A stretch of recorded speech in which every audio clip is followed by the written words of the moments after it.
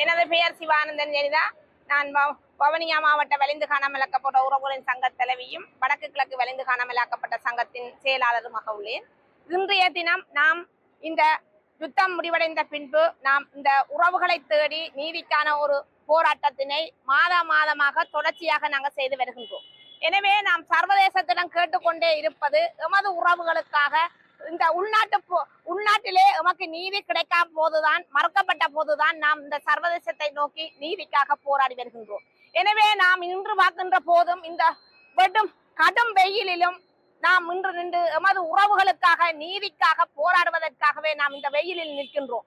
எனவே நாம் வயது முதிர்ந்த தாய்மார்களாகிய நாங்கள் இன்று இந்த வெயிலில் நின்று எங்களது நீதிக்காக போராடி கொண்டிருக்கின்ற போது தெற்கில் வாழ்கின்ற பெண்கள் அவர்களுக்கான பொறிமுறையை உருவாக்க சொல்லி ஸ்ரீலங்கா அரசிடம் கேட்பது அவருக்கான காணாமலாக்கப்பட்டோருக்கான பொறுப்பு குரலை அவர்கள் கேட்கலாம். ஆனால் நாம் வடக்கு கிழக்கு இணைந்த தமிழர்கள் தாயகத்தில் வாழ்கின்ற நாங்கள் யுத்தம் முடிவடைந்த பின்பு நாங்கள் யுத்தத்தில் இறந்தவர்களை கேட்கவில்லை. யுத்தம் முடிவடைந்த பின்பு எமது உறவுகள்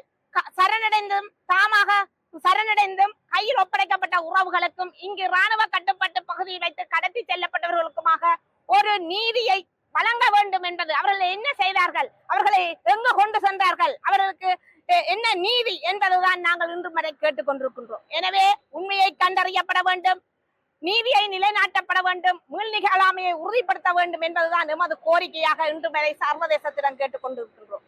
எனவே நாம் வாழ்வாதாரத்தையோ அல்லது எமது வீடுகளையோ எல்லாத்தையும் எமது அடிப்படை வசதிகளையோ செய்து தரும்படி நாம் இதுவரை காலமும் போராட்டங்களை மேற்கொள்ளவில்லை. எனவே ஒரு கடந்த சில நாட்களுக்கு முன்பு மக்கள் பாராளுமன்றம் என்று சொல்லி ஒரு முல்லைத்தீவு அம்மா ஒரு அந்த ஊடக ஒரு செய்தியை சொல்லி இருக்கின்றார். அவாவின் தனிப்பட்ட கருத்தாக அது இருக்கலாம். ஒவ்வொரு மனிதனுக்கும் தனிப்பட்ட உரிமை இருக்கின்றது கருத்து பரிமாறுவதற்கு. ஆனால் ஒட்டுமொத்தமான வடக்கு கிழக்கில் வாழ்கின்ற தமிழர்களாகிய வலிந்து காணாமலாக்கப்பட்ட உறவுகளாகிய நாங்கள் இன்று வரை நாம் வாழ்வாதாரத்தையோ அடிப்படை வசதிகளோ கேட்டு நாங்கள் போராடவில்லை. எமது உறவுகளுக்கு என்ன நடந்தது, அவர்களை என்ன செய்தார்கள் என்பதுதான் நமக்கு தேவையான நீதியாக இருக்கின்றது. எனவே அந்த நீதிக்கு பங்கம் விளைவிக்காமல் யாராவது உங்கள் கருத்துக்களை தனிப்பட கூற முடியும். எனவேதான் நாம் கேட்டுக்கொள்வது, நாம் இதுவரை காலமும் எமது அமைப்பானது வலுமிக்க அமைப்பாக நாம் வடக்கு கிழக்கில் தொடர்ச்சியாக போராடி வருகின்றோம். எனவே தனிப்பட்ட நபர்களோ இதற்கு உரிமை கோரக்கூடாது. எனவே நாம் ஒரு விருதுகளுக்காக நாம் இந்த போராட்டங்களை செய்து வரவில்லை. எனவே நாம் ஒன்று இந்த சர்வதேச நாடுகளிடம் கேட்டுக்கொள்கிறது, எமது உறவுகளுக்கு ஒரு சரியான பொறிமுறையுடான நீதியை பெற்றுத்தர அனைத்துலக நாடுகளும் முன்வர வேண்டும். எனவே நாம் விருதுகளுக்காக, நாம் இந்த விருதுகளை பெறுவதற்காகவோ இந்த போராட்டங்களை செய்யவில்லை. எனவே நாம் ஒரு ஒட்டுமொத்தமான வடக்கு கிழக்கில் இருக்கின்ற உறவுகளாகிய நாம் உங்களிடம் ஒன்றை சொல்லிக் கொள்கின்றோம், தனிப்பட்டவர்கள் இந்த சங்கத்துக்கு உரிமை கோரக்கூடாது. எனவே இந்த வெயிலில், கடும் வெயிலில் நின்று போராடும் சமுதாயத்தை பாருங்கள், இவர்களுக்கான நீதியை வழங்க முன்வருங்கள். எனவேதான் நாம் இந்த சர்வதேசத்திலும் 61வது கூட்டத்தொடர் நடைபெற்றுக் கொண்டிருக்கின்ற போதும் எமது உறவுகளுக்கான நீதியை வழங்குங்கள். இந்த உறவுகளை என்ன செய்தார்கள், எங்கு கொண்டு போனார்கள், இந்த ஸ்ரீலங்கா ராணுவத்திடம்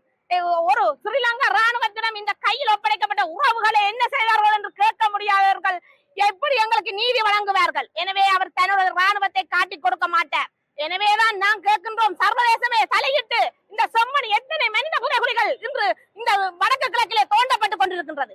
எனவே அனைத்து புதைகுழிகளும் மூடப்பட்டுக் கொண்டிருக்கின்றன. எனவே தற்போது செம்மணி மனித புதைகுழி மட்டும் ஒரு பேச்சு வார்த்தையிலே அவர் இருக்கின்றது. எனவே அந்த புதைகுழிகளில் நாம் கேட்கவில்லை, காணாமலாக்கப்பட்டவர்கள் அங்கு புதைக்கப்பட்டிருக்கிறது. அந்த புதைகுழிகளில் இருப்பவர்கள் யார், அவர்களுக்கு யார் என்ன செய்தார்கள், எப்படி தாக்கப்பட்டது என்பதைதான் இந்த சர்வதேசம் தலையிட்டு அவர்களுக்கான சரியான மரபணு பரிசோதனை மூலம் இந்த நீதியை வழங்க வேண்டும் என்பதை இந்த சர்வதேசத்திடம் கேட்டுக்கொள்கிறோம். நன்றி, வணக்கம். வணக்கம். என்னுடைய பேர் கமலா. வலிந்து காணாம காக்கப்பட்ட சங்கத்தின் ஒரு மகனை துளைத்த தாயாக இன்று நின்றேன். நான் இந்த யுத்தம் முடிவடைந்து 16-17 வருடம் ஆகி எங்களுக்கான நீதி எதுவுமே கிடைக்கவில்லை. எத்தனையோ உறவுகளினோடு நீதிக்கு போராடி மண்ணோட மண்ணாக மாண்டு மடிஞ்சு இருக்கிறார்கள். ஆனால் அவர்களுடைய ஆத்மாக்கள் யாரையும் சாந்தி அடையவில்லை. எத்தனை உறவுகள் இன்று கை இழந்து, கால் இழந்து, கண் பார்வை இழந்து மூளையில் முடக்கி கொண்டு இருக்கிறார். என்ன பிள்ளை இன்றைக்கு வருவாவோ நாளைக்கு வருவாவோ என்ற எதிர்பார்ப்போட இருக்கிறான். ஆனா சர்வதேசம் பொய்யான கபடி நாடகத்தை வேஷம் போட்டு நடிச்சு கொண்டு இருக்கிறார்கள். எத்தனையோ உள்ளங்கள் இன்றைக்கு தாயை தேடி தேடி அலைகின்றார்கள், கணவனை தேடி அலைகின்றார்கள், தன் மனைவியை தேடி அலைகின்றாள், தாத்தா பாட்டி எங்கே என்று தேடி அலைகின்றார். நாங்க அடுத்தவர்கள்ட்ட பிள்ளையை நாங்க கேட்கவில்லை, நாங்கள் 10 மாதம் சுமந்த பிள்ளையைத்தான் நாங்க கேட்டு வாதாடி நிற்கின்றோம். இது வருவானா நாளை வருவானா இந்த தாய் ஒவ்வொரு முறையும் ஒரு ஏக்கத்தோட கண்ணீர் வடிச்சு கொண்டு இருக்கிறோம். ஆனா எங்களுக்கு கண்ணீர் வந்து நல்ல கண்ணீர் இல்ல, ஒவ்வொரு சொல்லி கண்ணீரும் சாபமான கண்ணீர் தான் போய் சேர வேண்டும். யார் யார் கையில ஒப்படைச்சார்களோ அவர்களை எங்க கொண்டு செலுத்தினார்கள், யார் கையில வாங்கினார்களோ அவர்களுக்கு இந்த சாபம் போய் சேர வேண்டும். சர்வதாசமாகிய எங்களை மக்களுக்கான நீதியை வழங்க வேண்டும் என்று கேட்குது.